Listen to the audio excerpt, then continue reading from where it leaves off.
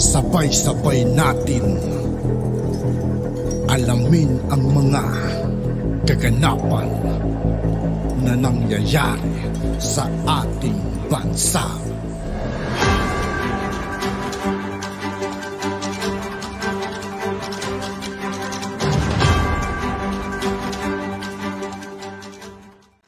Yo, what's up mga kaibigan? This is I2K po again. Ngayon nandito naman ulit tayo sa channel ni Banat Kapanig TV. Dito naman ulit tayo magbibigay ng komento at reaksyon. Pero bago ang lahat ng yan mga kaibigan, sa lahat ng hindi pa nakasubscribe kay Banat Kapanig TV, mag-subscribe na po tayo at huwag nyo rin pong kalimutan mag-subscribe dito sa aking channel. Simulan na natin mga kaibigan, let's go! Matagumpay na na-turn over ng Philippine National Police ang Honor Rizal ang nakatakas na bilibid inmate na si Michael Cataroha sa Bureau of Corrections. Ito'y matapos mahuli ang naturang pugante sa kanyang probinsya sa Rizal kamakailan. Napag-alaman na nagpanggap itong bisita at pineke ang security stamp na para lamang sa mga bisita upang makapuslit ng hindi namamalayan ng mga tauhan ng New Bilibid Prison. Sa kanyang pagbabalik sa New Bilibid Prison ay sinamahan siya ng mga tauhan mula sa Bureau of Corrections, Special Weapon and Tactics, Angono Police Station at Rizal Police Provincial Office. Nababahala naman si Michael para sa kanyang kaligtasan dahil posible aniyang galit sa kanya ang mga kapwa nito persons deprived of liberty dahil sa kanyang ginawang pagtakas. Nadiskubre na nawawala si Cataroha noong July 15 ng kasalukuyang taon matapos na magsagawa ang mga tauhan ng New Bilibid Prison ng kanilang regular inspection. Ang kanyang pagkawala ay nagresulta naman sa pagkakadiskubre ng umano'y buto ng tao sa loob ng septic tank ng Bilibid. Kung maalala, naiulat na posibleng patay na si Cataroha at marahil ay inilagay ang kanyang malabi sa loob ng naturang Poso Negro. Dahil sa mga kontrobersiya sa loob ng National Penitentiary ay pinag-utos na ngayon ni Bureau of Corrections Director General Gregorio Catapang Jr. ang malawakang investigasyon kung bakit nakalabas si Cataroha sa maximum security compound ng Bilibid. Siniguro rin ng opisyal na mananagot ang mga tauhan ng New Bilibid Prison na maaaring may kinalaman sa pagtakas si Cataroha o kaya naman ay nagkaroon ng kapabayaan. Aminado naman si Katapang na mahirap i-manage ang lahat ng mga persons deprived of liberty sa loob ng Bilibid dahil congested na ang mga ito. The most important thing here is to decongest them in as much as they are really, as I've always said, that they are unmanageable in as much as we are overcrowded and we are undermanned. The ratio is 1:25 or 1:20 for 1 PDL or for 20 PDL or more. There's only one guard who's watching them. And of course, I have to transfer them outside Muntinlupa, somewhere in Palawan, in Mindoro, in Davao. Sa mga kaugnay pa ang balita dyan sa may Bureau of Corrections, ipinag-utos na rin ng ahensya, partikular na ni Director General Gregorio Catapang Jr. sa mga preso ang paglansag ng mga kubol sa lahat ng piitan sa Pilipinas. Ito ay bilang bahagi na rin ng crackdown ng ahensya sa mga kontrabando na ipinapasok sa loob ng mga selda sa mga bilangguan.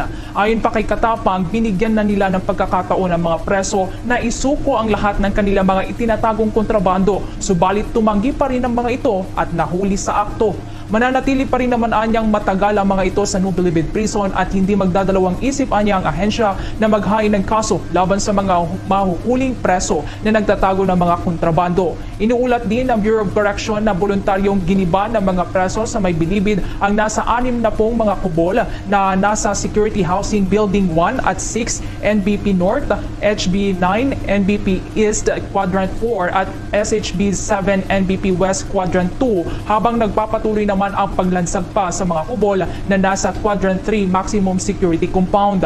Nagbabala din ang Bureau of Corrections Chief na simula na sa Lunes, Agosto 21, ang mga personnel ng Bureau of Corrections mula sa Diversified Maintenance Unit ay gigibain na ang mga kubol na nakatayo sa loob ng Bilibid. Isasagawa rin anya ang naturang operasyon ng regular sa National Penitentiary. Pag-usapan natin ngayon yung bagong pakulo ni General Catapang na nilangaw, hindi umubra, pakulo, papogi. Okay. Nung natapos na yung congressional hearing, galit na galit ang mga congressman. Huwag na natin isama yung mga senador. Dahil si Bato, naging abogado niya. Mga congressman, galit na galit.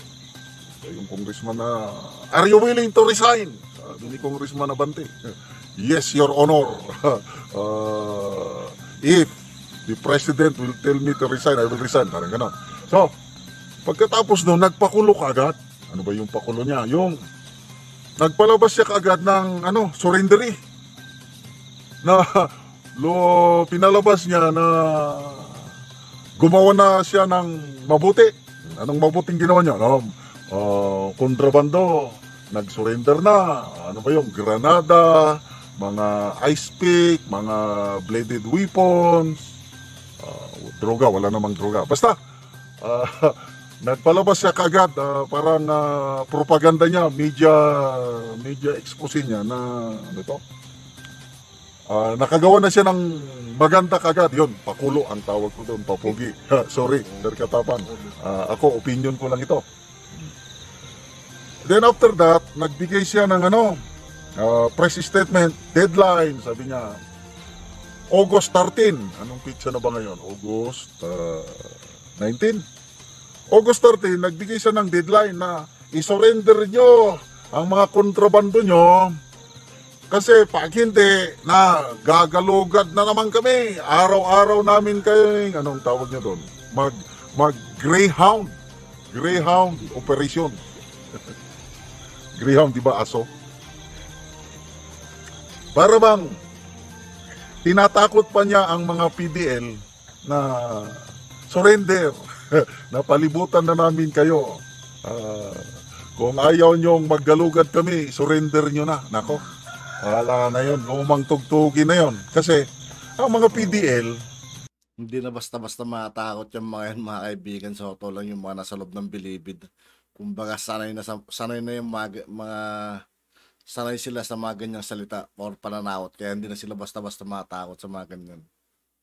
halang ang kaluluwa ang karamihan dyan, although hindi naman lahat, dahil naniniwala ko, may mga PDL dyan na mga inosente.